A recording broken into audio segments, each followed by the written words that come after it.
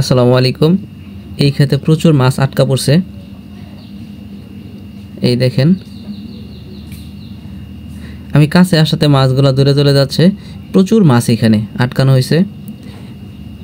এই যে দেখেন কতগুলা শিং মাছ, পুঁটি মাছ, কই মাছ সবগুলা দৌড়াদৌড়ি করতেছে। এগুলো আটকা পড়ছে যেহেতু পানি এখন কমে গেছে, তাই সবগুলা এগুলো নিচে নামার চেষ্টা করতেছে।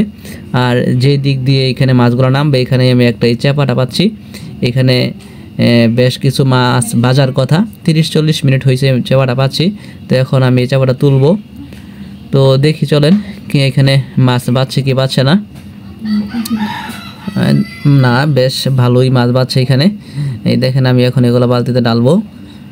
এই দেখেন অনেকগুলা মাছ বাচ্ছে এখানে, সবগুলা গোড়া মাছ, পুঁটি মাছ, শিং মাছ, কই মাছ, দারকিনা মাছ, মানে 5 মিশালি মাছ এখানে বাচ্ছে।